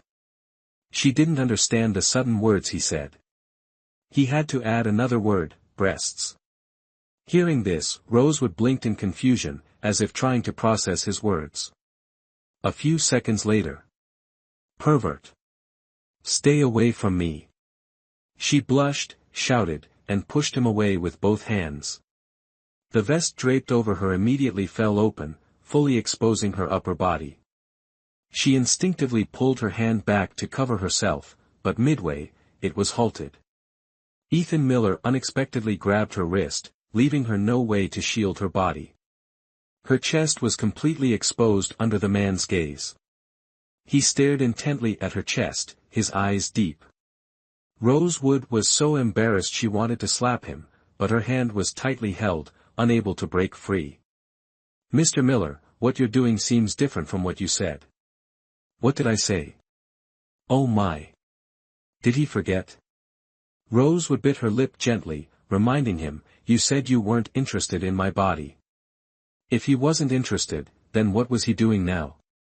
Hearing this, Ethan Miller suddenly released her, stood up, and said, just curious. Rosewood immediately turned her back and asked, curious about what? Curious about a woman's body? Don't tell her he's never seen a woman's body before. She would rather die than believe such a thing. Yet, she guessed right. Ethan Miller replied, curious about a woman's body. What? Rosewood was nearly jaw-dropped, turning sharply in surprise. Seeing her reaction, he immediately turned cold. When there's an opportunity later, I'll study it thoroughly. The prerequisite is that he must catch the woman from 5 years ago, then he will strip her under the light, meticulously, carefully studying her body and scent. Hearing this, Rosewood was completely dumbfounded. Study? Study what? Study a woman's body? Thinking that, she quickly stepped back, increasing the distance from Ethan Miller. This man, could it be that studying medicine has made him psychologically abnormal?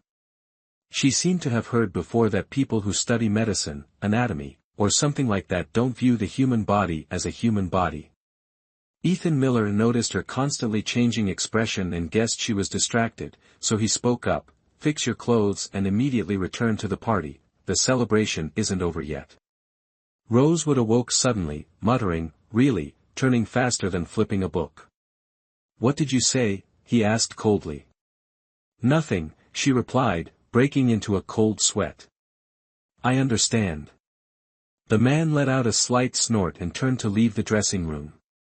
As soon as Ethan Miller left, Rosewood hurriedly took off her coat.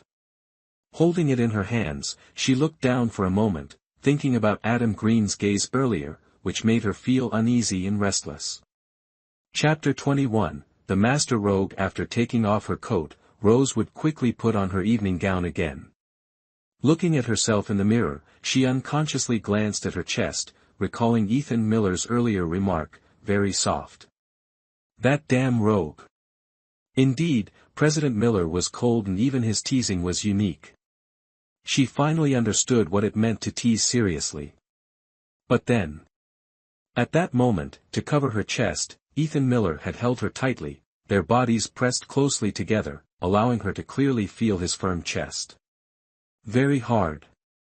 No wonder he found her soft. Ack. Rosewood, what nonsense are you thinking? Realizing she had been daydreaming, she quickly patted her flushed face, grabbed Adam Green's coat, and left the dressing room. In the hall, there was still wine, champagne, and gentle music, as if nothing had happened. However, wherever Rosewood went, she attracted scrutinizing glances, making her uncomfortable. Ah! What are you doing? Do you even know how to work?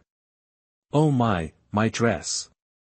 I'm sorry, I didn't mean to. The seemingly peaceful atmosphere was suddenly shattered by a piercing scream, followed by a barrage of scolding. Rosewood looked towards the scream and saw Catherine Hall angrily reprimanding a waiter. Her white dress was stained with splashes of red wine, not only on the dress but also across her chest. The waiter bowed his head, continuously apologizing. Catherine Hall was so furious that her face turned red, ignoring his apologies, and kept scolding him, even threatening to call the manager, dock his pay, and fire him. It wasn't until Adam Green stepped in and said, "All right, everyone's watching, go change your clothes," that Catherine Hall snorted and headed towards the dressing room. At this moment, Adam Green noticed Rosewood and quickly walked over to her. Seeing him approach, Rosewood waited for him to stand in front of her and handed back his jacket. "Here you go, thank you." Adam Green took the jacket, looked at her for a moment, and suddenly said, "It seems Ethan Miller is really protective of you." Huh? Ethan Miller protective of her? She truly didn't understand how Adam Green came to this conclusion. When Catherine Hall stepped on your dress, he signaled the waiter to spill the entire tray of red wine on her. Isn't that being protective? What? Catherine Hall stepped on her dress. At that moment, she was so nervous her mind went blank, thinking someone had accidentally stepped on it, not realizing Catherine Hall deliberately tried to embarrass her. However, what surprised her wasn't this. With Catherine Hall's petty and competitive nature, it wasn't unusual for her to play dirty. What shocked her was Adam Green saying Ethan Miller signaled the waiter to pour red wine on Catherine Hall. Would Ethan Miller stand up for her? How could that be? Instinctively, she turned to look for the man, and coincidentally, met his gaze. He looked at her with an unhappy expression, then glanced at Adam Green beside her, his handsome face growing more displeased. Rosewood inexplicably felt a bit guilty and quickly averted her eyes elsewhere. At this moment, Adam Green spoke up, "Rosewood, how about we go out for a meal sometime?" Faced with his invitation, Rosewood tactfully declined. You know, the current situation between Catherine and me, she probably wouldn't calmly sit and eat with me. Not with Catherine, just you and me. Rosewood widened her eyes, looking at Adam Green. Chapter 22, He dared to kiss her again. She once admired this face greatly. A few years ago, she dreamed of becoming his lover, even his wife. But now, everything had changed. Now you are Catherine's lover, so it's best if we don't meet anymore, she said firmly, looking at him. Moreover, I am now Ethan Miller's fiancée. She reminded him, but it felt more like she was reminding herself. Adam Green was momentarily taken aback. Although Rosewood's words were decisive, her heart was in turmoil. Well then, Ethan Miller is waiting for me. I'll leave now. Without waiting for Adam Green to respond, she turned and walked towards Ethan Miller. Ethan Miller saw her approaching, ended his conversation with the person next to him, and asked with a blank expression, "An old acquaintance?" Was the conversation enjoyable? Yes, she replied simply, not giving much thought to her answer. Ethan Miller repeated the question, was the conversation enjoyable? Huh? Rosewood looked up, suddenly startled. The man's expression seemed, not so pleasant. Not really, she wisely responded. Ethan Miller gave her a cold glance. I don't care what happened between you and him before, but currently, you must remember that you are my fiancée. His tone was extremely domineering, as if issuing an order to her. Rosewood gritted her teeth and said angrily, I know. Ethan Miller snorted softly, I'm tired, let's go back to the manor. Leave now. The party wasn't over yet, and he was a key figure. Leaving early, does that sound right? He narrowed his eyes, why? Do you want to stay here longer? Rosewood quickly shook her head, no, if you want to leave, then let's go. Anyway, she wanted to return early to be with Lily. But by the time she got home, Lily would probably be asleep. Ethan Miller turned coldly and left. Rosewood watched his arrogant back and suddenly thought, could it be that he really signaled the staff to handle Catherine Hall for her? In the car. Rosewood sat close to the car door, maintaining as much distance as possible from Ethan Miller. The atmosphere inside the car was extremely tense, and she could barely stop herself from trembling. If I remember correctly, you used to do everything you could to get close to me? Ethan Miller said, patting the seat next to him, his intentions clear without needing to be spoken. Rosewood hesitated for a few seconds, then moved closer to him. She said, Mr. Miller, I am seriously begging you. Please, save my daughter. Ethan Miller turned his head, his gaze seemingly fixed on her. Inside the car, there was only a dim light, under which her features appeared even more gentle, her slender figure draped in an evening gown. His eyes darkened. Seeing no reaction from him, Rosewood had to speak again, Mr. Miller, please think carefully, the longer Lily's illness is left untreated, the worse it will be for surgery. Faced with her pitiful plea, he suddenly pulled her closer, and without a word, lowered his head to capture her sweet, soft lips in a passionate kiss. Rosewood widened her eyes, stunned for 2 seconds, then immediately raised her hands to resist, but he firmly restrained her. His kiss was domineering, not allowing her to resist, yet not cold as his exterior suggested. On the contrary, it was intensely passionate. A long time passed before he finally released her, leaving her limp against him. Just as she was about to demand fairness for herself, she heard him ask, "Was I passionate enough?" Oh my! He actually remembered what she had just said. She lifted her head from his embrace, straightened the dress he had wrinkled, and sarcastically remarked, "Mr. Miller, you were excessively passionate." Chapter 23, Does Mom Want to Sleep with Dad? Thinking about how he had taken advantage of her several times, Rosewood reminded him, "Mr. Miller, I am only your fiancée in name, so I hope you won't kiss me without reason again." Hearing her words, the man appeared contemplative, one hand resting casually on his thigh, fingers tapping lightly on his knee. Rosewood assumed he was reflecting on his actions and felt quite satisfied with this attitude. Unexpectedly, after a while, Ethan Miller asked, "So, does that mean I can kiss you if there's a reason?" Hearing that, Rosewood nearly froze in surprise. Was this the conclusion he reached after all that thinking? Is the legendary CEO Miller with an IQ over 200 really the man standing before her? Of course not. No matter the reason, you can't just kiss me. They weren't lovers, so how could he kiss her so casually? He stared at her, his gaze calm like water under the night sky. Okay. Okay. Just one word. Was that an agreement with what she said? Anyway, she had made herself clear, and surely Ethan Miller would comply. Arriving at the estate, Rosewood got out of the car with Ethan Miller. As soon as they stepped out, Lilywood came running from the main hall, "Dad, Mom. This little one, still not asleep?"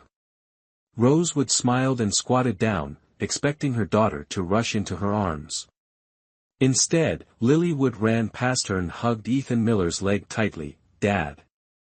The man frowned, looking down at Lilywood, his voice irritated as he spoke to Rosewood, "Your daughter doesn't even know who her father is?" Rosewood, embarrassed, stepped forward to pick Lilywood up. "She doesn't know." "Oh." Ethan Miller drew out the word, full of implication. He knew she wasn't married but had a daughter this big, and clearly, the girl didn't know who her father was. Rosewood wasn't sure how to explain to him. In truth, she didn't feel she needed to. "Lily, come here, he's not your father." Lilywood clung to Ethan Miller, refusing to let go, and looked up to ask, "Dad, is Mom beautiful today? Did any man keep staring and talking to her?" Hearing this, Ethan Miller glanced at Rosewood from head to toe. His gaze felt like a caress, making Rosewood want to disappear. Lilywood proudly declared, "Back in Country A, I helped Dad chase away all the annoying men who tried to approach Mom. Dad, is there a reward?" "Lily Wood." Rosewood gritted her teeth, lifting her daughter up. This little traitor. She had known Ethan Miller for less than 24 hours and was already closer to him than her own mother. How could she swallow this anger? "It's late, go upstairs and sleep. No more talking." Rosewood completely lost her gentle demeanor, carrying her daughter away. Lilywood kept calling out to Ethan Miller, "Dad, Dad." She looked as if she was about to be separated from her father by some villain. Rosewood gently patted her daughter's bottom. Returning to the bedroom, Rosewood bathed Lilywood, dressed her in pajamas, and carried her to bed. "Sleep well." Lilywood hugged her pillow, her eyes sparkling as she looked at her. "Mom, is Dad sleeping with us?" "Your dad is sleeping in another room." Faced with Rosewood's stern expression and harsh tone, Lilywood wasn't scared at all. "Mom, do you want to sleep with Dad?" Chapter 24, Daddy. Her daughter, was she too perceptive? "No, you're sleeping with me." "What about Dad?" Rosewood kept a straight face. "Stop talking about it. He's a grown man, he can sleep by himself." Lilywood pulled the blanket over her head. I can sleep by myself too, so Mom, you should go sleep with Dad.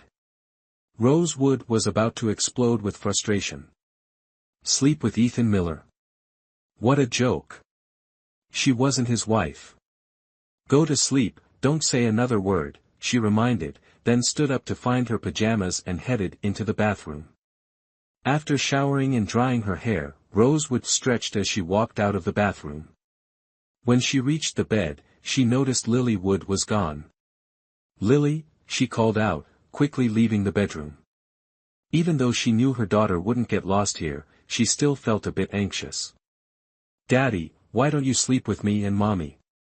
Rosewood was standing in the hallway on the second floor, looking down at the first floor lobby when she suddenly heard Lilywood's little voice. Following the sound, she saw Lilywood standing in front of Ethan Miller's bedroom door. Ethan Miller was looking down, and Lilywood was looking up, the two of them gazing at each other. This child. Rosewood hurried over, immediately apologizing. I'm sorry, Mr. Miller, for disturbing you. I'll take her away right now. After apologizing, she squatted down and spoke to Lilywood with resignation. Didn't I tell you to go to sleep? Come back to the room with me. Lilywood looked at Ethan Miller, but Dad. Before she could finish her sentence, Rosewood hurriedly covered the little girl's mouth and glared, behave. Lilywood puffed her cheeks in a pout, her eyes sparkling as she looked at Rosewood, causing her to soften and release her hand. In the next moment, Lilywood uttered a sentence that left everyone astonished. Daddy, Mommy's chest is much bigger than Aunt Yen's. Rosewood. Ethan Miller's face darkened. Instinctively, Rosewood glanced down at her chest, then quickly covered it with her hands. She had completely forgotten that she was wearing sleepwear after just taking a bath, preparing for bed. The silk nightgown was thin and, most importantly, transparent. A spaghetti-strap top with a deep neckline. It didn't cover anything, and she wasn't wearing any underwear. So just bending down revealed everything. Rosewood quickly stood up and, upon looking up, saw the intense gaze of the man staring at her, her face turning crimson. Ethan Miller's voice held a hint of anger. Don't dress like that and wander around in the future. She looked at his cold expression, feeling utterly perplexed. Clearly, she was the one at a disadvantage, and she hadn't even gotten angry with him, yet he was blaming her first. Rosewood refused to back down. I hope Mr. Miller can control his eyes and not look around randomly in the future. Hearing this, the man's eyes narrowed dangerously. Rosewood instinctively took a step back, then hurriedly pulled Lilywood back to the bedroom. Ethan Miller stared intently at her slender back. Rosewood locked the door and breathed a sigh of relief. She lifted Lilywood onto the bed, and the two of them lay down together. You little rascal, why don't you ever listen? I've told you so many times, that man is not your father. Why do you keep calling him Dad? Lilywood innocently lifted her small face, but I feel like he's my dad. That's just your feeling. Chapter 25, Become My Woman. Ethan Miller. Early in the morning, Rosewood dressed neatly, guiding the lively Lilywood downstairs. The atmosphere in the main hall was somewhat strange. Mrs. Celeste sat elegantly on the sofa, with 4 expressionless bodyguards behind her. On the coffee table in front of her was a newspaper. Opposite, Ethan Miller was sipping his morning tea. Rosewood paused, uncertain whether to approach. Ethan Miller looked her way and gestured, "Come here." Lilywood let go of Rosewood's hand and ran to Ethan Miller's side. "Daddy." The most surprising thing happened. Ethan Miller did not push Lilywood away but nodded in response. Lilywood joyfully nestled into his chest, repeatedly calling, "Daddy, Daddy." "Ethan, you're being reckless," Mrs. Celeste said angrily. If she hadn't been taught strict manners from a young age, she might have slammed the table and stood up. Ethan Miller stood up, holding Lilywood's hand with one hand and wrapping an arm around Rosewood's waist, introducing her to Mrs. Celeste. "Mother, I didn't get to introduce her at the engagement party last time. this is my fiancée, Rosewood. Mother? Rosewood looked towards Mrs. Celeste. So she was Ethan Miller's mother. She quickly greeted politely, "Hello, ma'am. I'm Rosewood." Mrs. Celeste glanced at Rosewood with disdain, her arrogance evident in her demeanor. Rosewood uneasily nestled in Ethan Miller's arms, vaguely feeling as if she was being drawn into a vortex she shouldn't be involved in. Mrs. Celeste stood up slowly, her movements exuding a noble grace, superior to others. "You should know, with your status, you cannot marry this type of woman," Mrs. Celeste said, glancing at Rosewood. "She has given birth, she is entirely unqualified to be your wife." Rosewood was angered by Mrs. Celeste's contemptuous tone, clenching her hands, trying to suppress her anger but couldn't hold back. She said, "Madam, you're right. I have indeed given birth, I am a mother, and I believe it was the best decision of my life. You are also a mother, so I think you would understand my feelings." Mrs. Celeste shouted in response, "Silence, what right do you have to speak to me?" Ethan Miller suddenly tightened his embrace, a simple gesture that warmed Rosewood's heart. She turned to look at the man holding her and saw him staring at Mrs. Celeste with a sharp gaze. "As long as she is my fiancée, she is qualified to be the future mistress of the Miller family."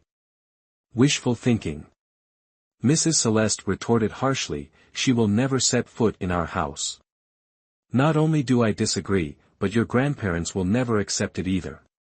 Hearing this, Rosewood thought to herself, "Please, I don't want to marry into your family, I just want to save my daughter."